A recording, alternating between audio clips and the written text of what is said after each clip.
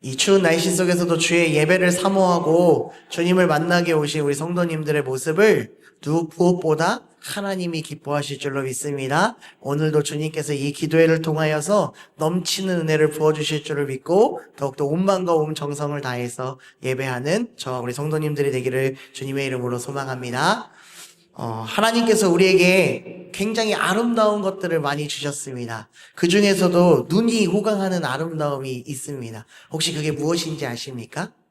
여기 되게 많거든요. 바로 뭐냐면 꽃입니다. 여기 꽃밭이잖아요. 우리 성도님들이 너무 다 아름답고 꽃처럼 이쁘셔서 하나님께서는 우리의 눈을 호강하기 위해서 꽃을 우리에게 이 땅에 심겨주셨습니다. 그런데 꽃은 꽃의 이름이 있지만 또 꽃 안에 이름 안에 그 꽃말 의미가 또 부여되는 꽃들도 굉장히 많음을 우리는 알 수 있습니다.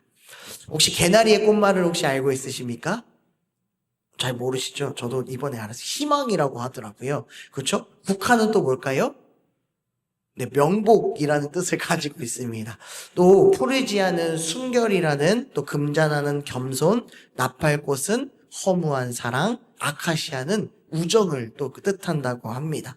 또 우리나라의 국화꽃인 무궁화는 일편단심이라는 뜻을 또 갖고 있고요. 물망초는 나를 잊지 마세요라는 뜻을 가지고 있다고 합니다.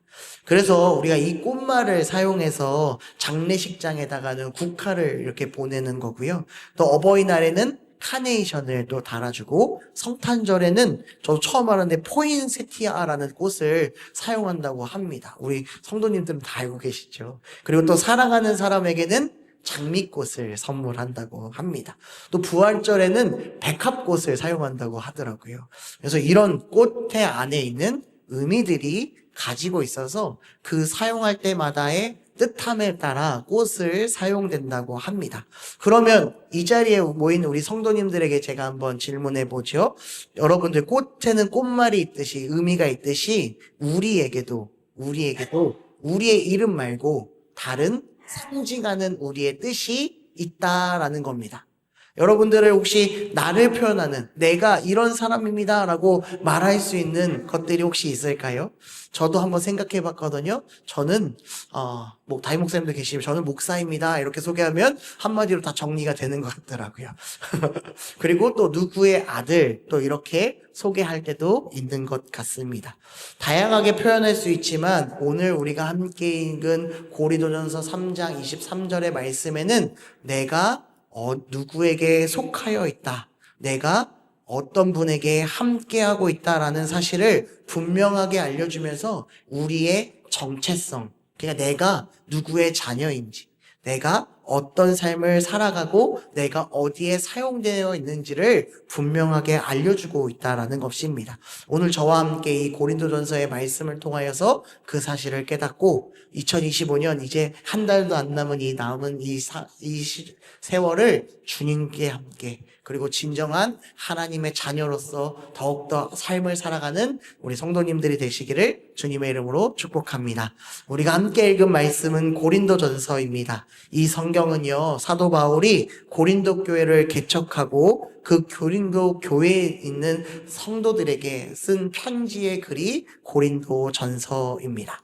특별히 고린도라는 도시는요, 헬라의 상업 중심 도시였던 곳이었다라고 합니다.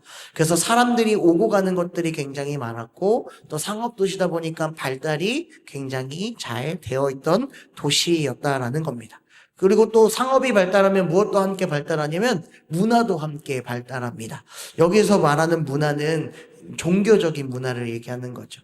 기독교적인 문화보다는 치유의 신인 아스클레피우스나 태양의 신인 아폴로, 또 미의 여신인 아프로디테 등 같은 그런 숭배하는, 우상을 숭배하는 12개의 신전이 위치하는 곳이 바로 고린도다라는 거였죠. 이런 우상들이 가득한 곳, 상업으로 바쁜 이 땅 가운데 사도 바울은 이 복음의 핵심지로 삼게 되었습니다. 왜냐하면 사람들이 많고 그 복음이 전달했을 때 나눠질 수 있던 것들이 수월했기 때문이라는 거죠. 그래서 바울이 전도 여행을 하면서 이 고린도의 지역에서 1년 반 동안 1년 반 동안 머물면서 복음을, 예수 그리스도를 전하게 됩니다. 그리고 많은 사람들이 그 복음으로 말미암아 그리스도인이 되었다라는 거죠. 예수님을 믿는 사람들이 되어서 그들이 모여서 무엇을 만들었다? 교회를 만들었다라는 거죠. 그리고 나서 바울은 이제 다른 곳으로 전도 여행을 떠나게 됩니다. 그리고 나서 이 고린도에 대한 소식을 들었는데 좋은 소식을 들으면 얼마나 좋을까요? 그런데 지금 이 고린도에 문제들이 일어났다라는 소식을 듣게 됩니다. 그래서 바울이 그 문제들을 해결하고자 그 문제의 문제점을 꼬집고 그 문제의 맹점을 제대로 알려주면서 쓴 편지가 바로 이 고린도 전서, 그리고 우리가 보진 않았지만 고린도 후서의 편지였다라는 겁니다. 이들의 문제점은 뭘까요? 첫 번째 문제는 특별히 오늘은 우리는 1장부터 4장 가운데 다루고 있는 문제를 함께 살펴볼 건데 그건 바로 고린도 교회의 분열을 얘기하고 있습니다. 어떤 분열이냐라고 봤더니 고린도전서 1장 12절 말씀에 보면 이렇게 얘기합니다. 우리 같이 읽어볼까요? 내가 이것을 말하거니와 너희가 각각 이르되 나는 바울에게, 나는 아볼로에게, 나는 게바에게, 나는 그리스도에게 속한 자라 한다는 것이니 라고 얘기합니다. 바울이 떠나고 나서요, 바울이 예수 그리스도를 전했잖아요. 그러면 그 곳에 모여있던 복음을 들은 그 사람들은 예수 그리스도 안에 속한 자로서 예수 그리스도의 말씀으로 성장하면, 믿음을 성장하면 되는 거였습니다. 그런데 그 고린도 땅에 선생님이었던 아볼로나 베드로가, 게바라고 하는 베드로가 와서 복음을 또 전한 거예요. 그 말을 듣고 나서, 그 가르침을 받고 나서 이 교인들끼리 서로 분분하기 시작합니다. 분열되기 시작하는 거예요. 왜? 나는 바울의 말이 맞는 것 같아. 나는 베드로가 한 말이 맞는 것 같은데? 아니야, 뭔 소리 하는 거야? 아볼로가 한 말이 짱이야. 그게 정답이야. 라고 하면서 서로가 들었고 받았던 그 복음을 나누기 시작하는 거죠. 그러면서 사람에 따라가는 거예요. 게바로, 아볼로로, 그리고 바울로. 나는 그런 사람들이다. 라고 나눠주는 거예요. 그냥 이해하면 되잖아요. 맹목적으로 하나인데 그것들을 나눠버리니 그 사람들이 어떤 마음을 가집니까? 비난하고 무시하기 시작하는 거예요. 너가 잘못된 거야. 뭔 소리 하는 거야. 그건 아니야. 라고 손가락질하고 지금 무시하기 시작하는 겁니다. 그러니까 서로 어떻게 되는 거예요? 교회가 하나가 되어야 되는데 교회가 점점 나눠지게 되는 위기 속에 놓여졌다라는 겁니다. 그래서 지금 바울은 고린도 성도들에게 편지를 보내면서 지금 너희가 얘기하는 것들 다 옳지 않아 라고 얘기하는 거예요. 너희가 지금 교회는 무엇입니까? 라는 것을 먼저 생각하고 교회가 어떻게 형성되고 정말 교회 안에 있는 사람은 누구에게 속해야 되는지를 바로 알려주는 것이 바로 이 고린도전서 1장에서부터 4장까지 안에 들어가 있다라는 거죠. 교회는 무엇입니까? 바울이 알려주는 교회의 정체성은 무엇입니까? 바로 예수 그리스도다라는 것입니다. 교회는 예수 그리스도의 이름 아래 모여있는 성도들을 말하는 겁니다. 저도 늘 세례교육을 할 때 우리 세례교육을 받는 분들에게 늘 얘기하는 말이 뭐냐면 교회가 무엇입니까? 라고 물어보면 많은 우리 교회 교육 받는 분들이 이렇게 얘기해요. 건물이요 라고 얘기해요. 이곳이요 라고 얘기하죠. 맞지 않습니까? 왜냐면 돌아다녀 보면 다 교회라고 하잖아요. 그러니까 이 건물을 교회라고 하는 거죠. 그런데 진짜 교회는 무엇입니까? 예수님을 믿는 우리 교인들을 모였을 때 그 모임이 교회다라고 얘기하는 거예요. 누가 들어가는 거예요? 예수 그리스도가. 그리스도가 그리스도 안에 있어야 된다라고 얘기합니다. 그러면서 바울이 뭐라고 얘기냐면요. 야, 바울이 내가 너희를 위해서 십자가에 못 박혔냐? 야, 그리고 내가 내 바울의 이름으로 세례를 베풀었냐? 아니, 나는 너희에게 그렇게 하지 않았다라고 얘기하는 거예요. 어떤 아볼로든 베드로든 어떤 사람도 자신의 이름으로 세례를 베풀고 그 이름으로 복음이라는 단어를 사용하지 않았다라는 겁니다. 오로지 복음은 예수님밖에 없다라는 것을 더 강조하면서 바울은 얘기하고 있다라는 거예요. 내가 아니야. 내가 한 것은 예수님의 이름을 빌려서 그 이름을 전한 것이지 내가 한 것들이 아무것도 없다라고 얘기하는 거예요. 예수님께서 우리를 위해 이 땅에 오시고 모든 죄를 짊어지고 그 십자가에 희생되어 주신 분이 진정한 우리의 구원자이신 거야 라는 것을 한 번 더 알려준 겁니다. 그래서 우리가 세례를 베풀 때에 예수 그리스도의 이름으로 세례를 베풀어 주신 거다라고 말하고 있는 겁니다. 그러면서 우리가 예수 그리스도를 통해서 하나님의 자녀가 되었다라고 말하고 있는 것입니다. 바울은 이 사실을 이제는 너희가 사람들 중심으로 모이는 것이 아니라 이제 누구 중심으로 모여야 된다고요? 예수 그리스도의 중심으로 모여야 진짜 교회가 되고 그분의 은혜 아래에 있어야 진정한 교회의 축복이 임할 것이다 라는 것을 오늘 고린도전서를 통해서 말씀하고 있는 겁니다. 사랑하는 성도 여러분, 우리는 사실 이 사실을 너무나도 잘 알고 있습니다. 예수 그리스도가 없으면 우리는 이 자리에 있을 필요가 없는 거죠. 주님이 있었기에 우리가 지금 이곳에 와서 함께 모여 교회가 되고 예배를 주님께 올려드리는 겁니다. 그런데 점점 우리는 주님을 점점 바라보지 않습니다. 이 예배 가운데 가끔 가다가는요, 이 예배를 통해서 내가 했어. 나 했잖아. 라고 나아간다라는 거죠. 진짜 주님 앞에 다 드리는 예배가 아니라 내가 해야 하는 역할을 했다라고 생각하는 분들이 간혹 있다라는 겁니다. 특별히 젊은 친구들이 더 많은 것들을 얘기하고 있어요. 요즘 썬데이 크리스찬이 점점 늘어나고 있잖아요. 이 썬데이 크리스찬은요, 사실 10년 전 제가 중고등부 다닐 때도 나왔던 얘기예요. 주일만 나오는, 그리고 주일에 예배 한 번만 나오면 모든 게 끝나는, 그러면 만사 오케이 된다고 얘기하더라고요. 근데 그게 정말 맞습니까? 진짜 그게 교회입니까? 아니다라는 거죠. 제가 우리 중고등부 친구들이 매번 지각하는 친구 한 명 있더라고요. 그래서 그 친구에게 얘기했어요. 너 오늘도 지각했냐? 라고 물어보니까 그렇대요. 언제 왔는데? 그랬더니 한 11시 40분에 왔대요. 예배가 끝나고 왔잖아요. 근데 왔다는 거에 너무 만족하고 있는 거예요. 근데 거기에 제가 너무 좀 속이 상해서 근데 너 그러면 예배를 드린 게 아니네? 그럼 너는 하나님을 언제 만나? 그랬더니 다음 주에 예배 드리면 되죠. 그런 거예요. 그럼 벌써 며칠을 까먹은 거예요? 7일을 까먹은 거예요. 근데 만약에 그 다음 주에도 지각을 했어요. 똑같이 11시 40분에 왔어요. 그럼 예배를 드린 걸까요? 안 드렸어요. 하나님을 찾지 않았어요. 그러면 며칠을 안 한 거예요? 벌써 보름을 안 한 거예요. 그렇게 내가 만족하는 것들에 있어서 나아가면 우리는 교회가 될 수 없는 거예요. 그냥 나는 누구를 보러 오는 거예요? 사람 보러 오는 거죠. 친구들 만나기 위해서, 친구들이랑 노는 게 재밌으니까, 그냥 사람들이 모여서 같이 얘기하는 게 너무 좋으니까 이 자리에 오는 게 되는 거예요. 뭐가 없는 거예요? 예수 그리스도가 없는 거예요. 오늘 우리는 다시 한 번 더 생각해 봐야 합니다.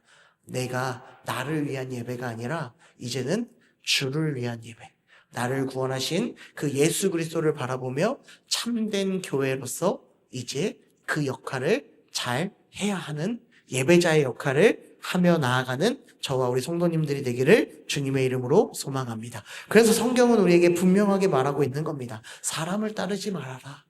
사람을 보지 말아라. 그리고 오직 예수 그리스도를 바라봐라 라고 얘기하는 겁니다. 많은 분들은요, 교회를 찾아갈 때에 목회자를 보면서 찾아가는 분도 있어요.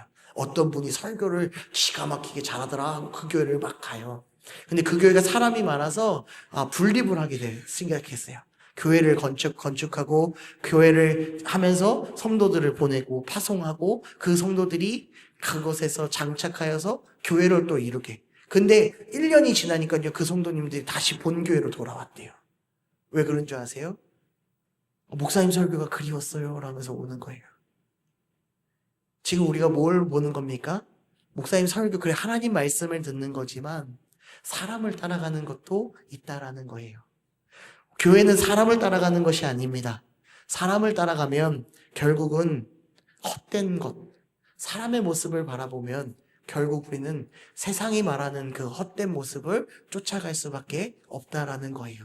그래서 바울은 분명히 얘기합니다. 너희가 한 것들에 있어서 자랑하지 말라고요. 저도 분명히 말합니다. 제가 자랑할 필요가 하나도 없다라는 거.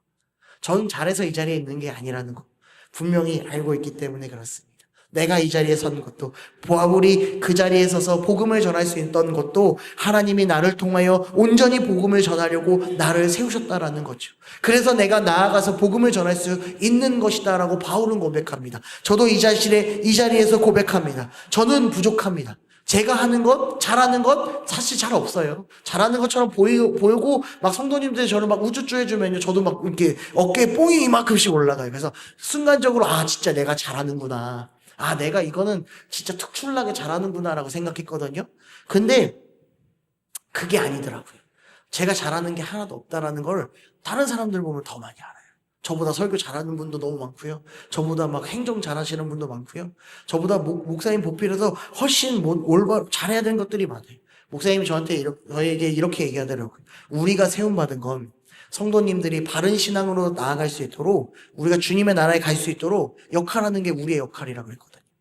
근데 저는요, 목사 안수 받는 날도 그런 마음을 가졌어요. 이 자리에서 받았거든요. 여기 앉아가지고. 그래서 여기서 이제 훈화 말씀, 이제 우리에게 해주는 말씀에 늘 저에게 했던 늘 가슴 속에 되뇌이는 말이 뭐냐면, 화장실 가라는 말을 가장 되뇌이고 있어요. 그때 이제 지금은 월계성석교회에서 베델성석교회로 바뀐 김재명 목사님이 저희에게 당부의 말씀을 전할 때에, 목사는 화장실을 제일 먼저 가야 된다고 얘기해요. 빗자루와 청소도구를 들고 가장 가지 않는 그곳에 가서 겸손히 하는 거다라고 저에게 말씀해 주셨거든요. 근데 항상 그 말씀을 제가 늘 간직하고는 있어요. 내가 더 겸손해야 되고 누구보다 더 먼저 해야 되는구나라는 걸 알고 있었어요. 그런데 그러고 나서 어느 날 보면 저는 화장실 청소를 하지 않아요. 왜요? 그거는 내가 하는 게 아닌데.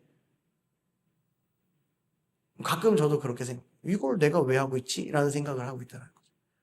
다른 사람이 해야 되는 거 아니야?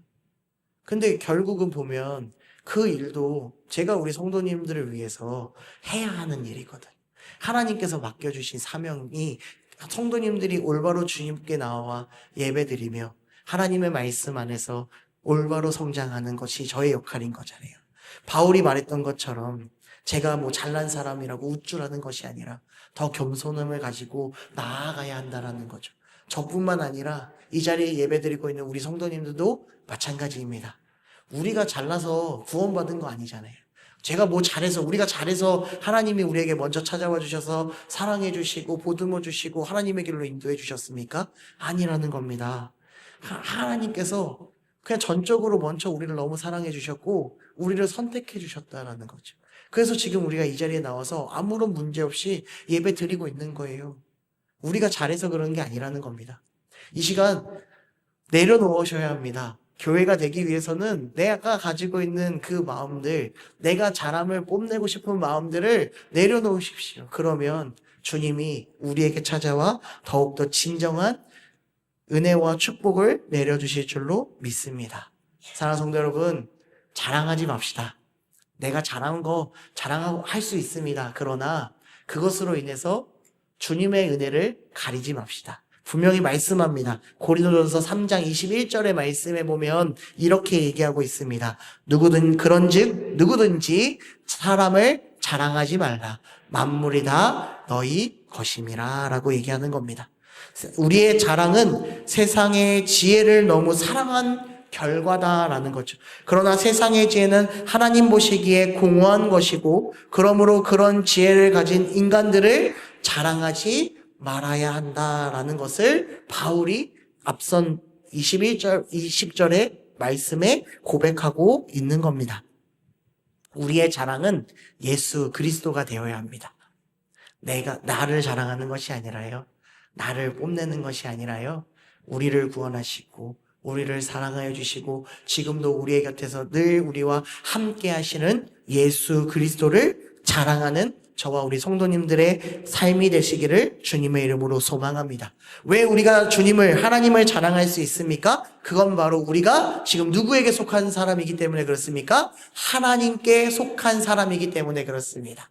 오늘 우리가 함께 읽었던 본문 말씀, 고린도전서 3장 23절의 말씀을 우리가 다시 한 번 더 고백합시다. 시작. 너희는 그리스도의 것이요 그리스도는 하나님의 것이니라 라고 했다는 거죠. 나는 그리스도의 것입니다. 맞습니까? 그만큼 그리스도는 하나님의 것이다 라고 오늘 바울은 고백하고 있는 겁니다. 우리는요, 사실 이 그리스도 안에, 하나님 안에 들어갈 수 없는 존재였다라는 거죠. 다 알고 있지 않습니까? 목사님이 주일날 설교 시간에 말했죠. 이 땅이요, 태초에는 공허했다고요. 무질서했다고요. 아무것도 없는 땅에 하나님이 말씀하셔서 질서를 만들어주시고 아름답게 이 땅을 만들어주셨다고요. 그곳에 보낸 사람이 하나님의 말씀을 듣지 않았고 순종하지 않음으로 말미암아 이 땅에 죄가 가득해졌어요. 그리고 우리는 본질상 진노의 자녀가 되어버렸다라는 거죠. 우리 안에 늘 죄가 가득하고 있습니다. 우리 안에 늘 죄가 있어서 그 죄악이 튀어나와 우리를 하나님의 길이 아닌 죄의 길로, 사망의 길로 우리를 인도하고 있습니다. 그럴 때에 그 모습을 보고 하나님은 너무나도 슬퍼하셔서 이 땅에 누구를 보내주셨다는 거예요? 구원자, 예수 그리스도를 보내주셨다는 거예요. 죄인된 우리는 하나님도 제대로 부르지 못했습니다. 그러니 구약의 시대 때 사람들이 어떻게 불렀어요? 하나님이라고 부르지도 못하니까 아도나이, 엘로힘 여러 가지 하나님의 성품으로만 그 여호와를 부르며 늘 제사 드리는데 불완전한 구원을 얻을 수밖에 없었을 때에 우리에게 예수 그리스도가 찾아와 주시고 그로 인해서 우리가 이제 더 이상 진노의 자녀가 아니라 죄의 자녀가 아니라 하나님의 자녀가 되었다라는 겁니다. 그것은 전적인 선물이었다라는 거예요. 선물이에요. 그 구원은 우리가 잘해서 받는 것도 아니고 오로지 하나님의 선물이었다라는 겁니다. 그러니까 나를 자랑하는 것이 아니라 내 구원을 자랑하는 것이 아니라 누구를 자랑해야 된다고요? 하나님을 자랑하면 됩니다. 나를 자랑하면요 꼭 뭔가 분란이 생겨요.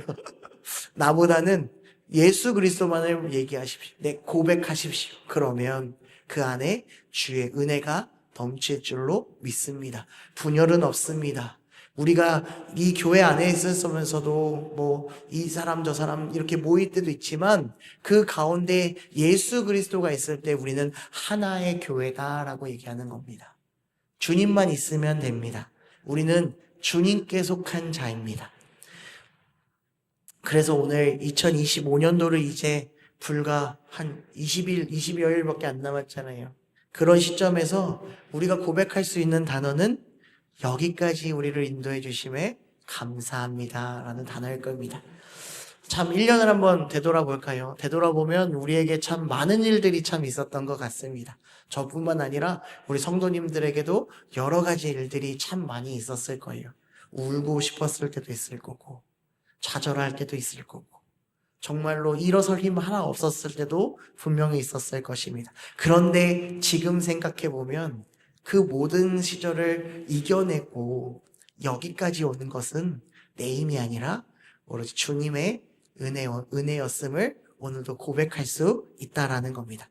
그러니 고백할 수 있는 거예요. 예수님만이 우리의 자랑이요 예수님만이 우리의 힘입니다 라고 고백할 수 있는 겁니다. 올해 우리 교회가요, 우리 중앙성서교회가 힘쓴 것이 있었어요. 그게 뭔지 아십니까? 전도입니다. 전도에 우리가 목사님께서 굉장한 힘을 많이 쓰셨어요. 그게 우리의 사명이기도 하며 우리 교회를 늘 고백하지만 늘 우리가 해야 하는 역할 속에 전하는 것이 우리의 역할이기 때문에 그렇습니다. 그런데 우리가 그 전도지 하나 들고 제가 여기 앞에서 팝콘을 튀기면서 팝콘을 하나 들 때 부끄러울 때도 있었어요. 왜냐하면 왜 부끄러우냐 했더니 내가 하려고 하니까 부끄럽더라고요. 이거 팝콘 하나 받아가세요 하는데 너무 부끄러운 거예요. 그럴 때가 너무 많았어요. 제가 늘 고백하지 않습니까? 전 전도를 진짜 잘 못하는 사람 중에 한 명이라고요. 그런데 참 신기할 때도 있었어요. 부끄럽지 않을 때도 있고 당당하게 그냥 나아갈 때도 있어요. 그때가 언제냐면요 그냥 나를 내려놓으면 되더라고요. 내 생각 안 하고 그냥 주의 복음만 생각하면 예수님 믿으세요? 뭐 안 받아요? 그래요 하루 잘 지내세요 이렇게 얘기하면 끝나더라고요. 뭐 안 받는 거에 받을 필요가 없어요. 왜요? 내가 하는 게 아니라 하나님께서 하라고 한 일을 하고 있으니까 뭐 내가 상처받을 일이 뭐가 있냐라고 생각하면 당당하게 나아갈 수 있더라고요. 그렇게 주님을 전할 수 있고 주님을 자랑할 수 있겠더라고요. 오늘 우리가 그렇게 나아가야 합니다. 당당하게 주의 이름을 선포하며 우리가 함께 사는 세상 가운데에 죄악이 가득하지만 그 가운데에 우리가 빛이 되어 빛으로서 하나님의 복음을 들고 나아가 그 복음을 전하는 저와 우리 성도님들이 되기를 주의 이름으로 소망합니다. 혹시 오늘 제 설교 제목이 뭔지 아십니까? 네, 맞습니다. 에고에임이라는 단어입니다. 이 단어는 사실 헬라어예요. 헬라어인데 영어로 표현하면 I am 이런 뜻이에요. 나는 뭐뭐입니다 라고 사용할 때 쓰는 단어가 바로 에고에임인데요. 예수님께서 요한복음에서 나를 표현할 때, 예수님을 자신을 표현할 때 이 에고에임이라는 단어를 사용하면서 자신을 이렇게 표현합니다. 예수님은 어떻게 표현했는지 보면요. 나는 생명의 떡이다 라고 고백했고, 나는 세상의 빛이다. 나는 양의 문이다. 나는 선한 목자다. 나는 부활이요 생명이다. 나는 길이요 진리요 생명이다. 나는 참 포도나무이다. 라고 7가지로 소개하고 있습니다. 그럼 이 에고에이미를 예수님을 사용했다면 이제 우리한테도 한번 사용해 보자고요. 나는 누구입니까? 라고요. 나는, 그럼 제가 우리 성도님께 지금 물어보죠. 우리 성도님들은 누구십니까? 라고 물어볼 때 우리 성도님들은 나는 누구입니다. 라고 고백해야 합니다. 그럴 때 이제는 당당하게 이제 고백합시다. 나는 예수 그리스도께 속한 자입니다. 나는 하나님께 속한 참된 하나님의 자녀입니다. 라고 이제 우리를 소개하면 되는 겁니다. 내가 앞선 제가 꽃말을 얘기했잖아요. 꽃의 의미를 얘기했을 때 이제 우리의 진정한 의미는 하나님의 참된 자녀입니다. 믿음의 하나님의 사람입니다. 라고 고백하는 저와 우리 성도님들이 되기를 소망합니다. 제가 이 설교를 준비하면서 이전의 삶을 또 이렇게 막 생각해 보니까 지치고 내가 정말 하나님의 사람인지 좀 이렇게 잘 생각나지 않을 때 들었던 찬양이 하나 있더라고요. 그 찬양이 뭐냐면 마커스 워십이라는 그 찬양팀의 나는 주님께 속한 자라는 찬양이었어요. 이 찬양의 가사를 잠깐 읽어드리면 이런 겁니다. 이 땅에 내 삶이 비록 버겁더라도 주님의 선하심 나 믿으며 가리. 이 작은 자 통해 주가 이뤄가시니 감사로 사는 삶 나 살기 원하네. 내 삶의 시간 속에 주가 일하시네. 내 모든 여정 속에 함께 하시네. 깊고도 크신 주의 영광을 나 보리라 위대하신 주. 나는 주님께 속한 자 되어 주의 나라 위에 전심으로 살리라. 주의 마음에 합한 자 되어 맡기신 소명 이루리. 우리는 주님께 속한 자라고 고백하는 겁니다. 비록 내가 삶이 버겁고 문제 속에서 어디로 가야 할지 모를 때에도 우리의 정체성, 내가 하나님의 자녀라는 것을 잊지 않으면 주님은 우리에게 먼저 다가와 주시고 우리의 손을 붙잡아 주시고 우리의 갈 길을 인도해 주실 분이십니다. 오늘 이 고린도전서는 분명히 말하고 있습니다. 사람을 바라보는 것이 아니라 세상을 따라가는 것이 아니라 오로지 누구에게요?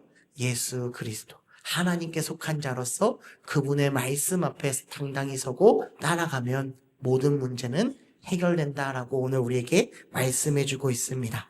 이제 우리도 동일합니다. 우리는 하나님 앞에 속한 자로서 이제 하나님의 말씀만을 바라보며 나아가면 됩니다. 세상은 우리를 그렇게 하지 못하기 위해서 많은 어려움들을, 많은 여건들로 우리를 무너지게끔 만들 수 있지만 그럴 때일수록 우리가 누구에게 속한 자라고요? 맞습니다. 하나님께 속한 자로서 하나님의 자녀로서 살아가야 함을 늘 기억하며 온전히 순종으로 우리의 사명을 감당해 나아가는 우리 중앙성서교회 성도님들이 되어서 주님이 주시는 참된 평강의 축복이 우리 성도님들의 삶에 가득하기를 주님의 이름으로 축복합니다. 우리 함께 기도하겠습니다.